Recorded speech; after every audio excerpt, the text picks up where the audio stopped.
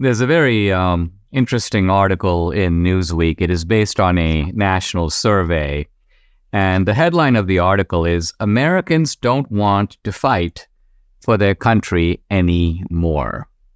A little bit of a startling headline, isn't it? Because I think that one of the very powerful results of nationalism is that it causes you to identify with your country, develop a patriotic attachment to your country, identify the good things that you enjoy in life with the country. The country creates the framework that enables those good things.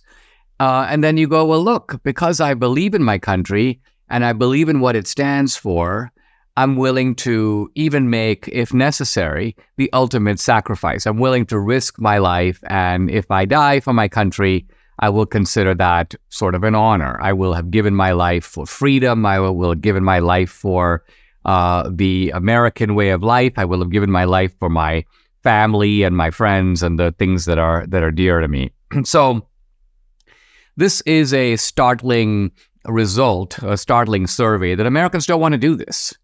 And again, it is a mark of the power of patriotism that it gets you to this level. Because if you think about it, by and large, people aren't willing to die for a whole lot of things, right? I mean, even things that you believe in. Let's say you believe in the Red Cross. Well, are you willing to die for the Red Cross? Probably not. Let's say you believe in the United Way. You'll give donations to the United Way. Are you willing to die for the United Way? No.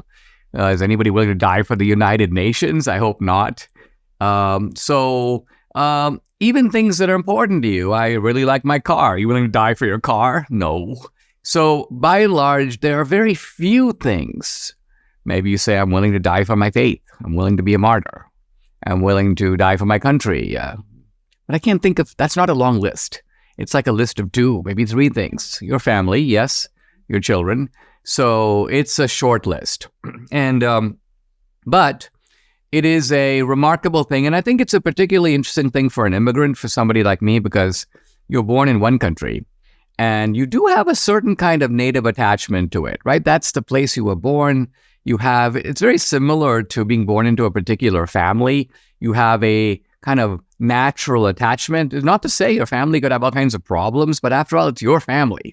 You don't have another family. And similarly, when you're born into a country, like it is my country, for better or worse. But when you move to another country, then you sort of have to re-examine, because that's a country that you've adopted by choice. And so are you able to transfer your allegiance completely? So you go, you know what? I was attached to India. Now I'm part of the United States, and I am willing to risk my life for the United States, my adopted country. I do think, by the way, that immigrants, and certainly immigrants of the old sort, and obviously I'm only talking now about legal immigrants who come here for a reason. They believe in what America stands for. So this is, I think, a noble thing about patriotism and about nationalism, but evidently it is dissolving. Americans don't really feel that way anymore. And I was telling Debbie this morning, I'm going to talk about Americans don't want to fight for their country anymore. And she was like, kind of shook her head and she goes, that's really sad. That's really bad. That's bad news for America. And I'm going to argue in this segment and the next that it is bad news for America, but it's not entirely bad. And what I mean by that is that I'm actually going to side here with Americans against America. And what I mean by that is I'm going to supply a rational motive for why I think many Americans are like, no, I'm not going to do it. I think that some Americans who are not doing it is not because they don't love their country. It's they don't love what their country has become. They don't love what their military is doing. They don't want to be part of that, let's just say, dubious, if not outright evil enterprise. So this is a complex subject. And I'll begin by talking about the Newsweek article, which is pretty mundane. The Newsweek article is almost like you had written it 20 years ago. In other words, it looks at the sort of typical motives for not wanting to join the military. They say things like, well, they begin by pointing out that all the branches of the armed forces are falling short of their recruitment goals. Army falls short, Air Force falls short, Navy falls short. So the number of active duty personnel since 1987 has fallen by 39%. And it's certainly from a certain point of view, which is the potential dangers abroad, a problem. They quote this guy. His name is Justin Henderson. He's a former transport operator for the Marines. He goes, we have strike groups, aircraft carriers with a Marine Expeditionary Unit outside of Israel right now. We're funding 2 wars, but we're actually boots on the ground, drones above Gaza. So we're involved in there. We're not sure what's happening in Taiwan. So he's saying we could be fighting in Ukraine. We could be fighting in Israel, Middle East. We could be fighting in Taiwan.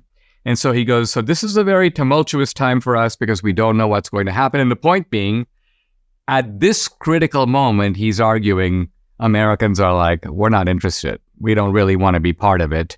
And when we come back, I'll discuss further the motives for this belief. Birch Gold's Black Friday special comes to an end this week. Right now, when you open a gold IRA, for every $10,000 you spend by December 22nd, Birch Gold will send you a free gold bar, but you have to text Dinesh to 989898 to claim eligibility before Black Friday. Birch Gold can even help you convert an existing IRA or 401k into an IRA in gold for no money out of pocket. You still get the free gold bars. Just text Dinesh to 989898 today.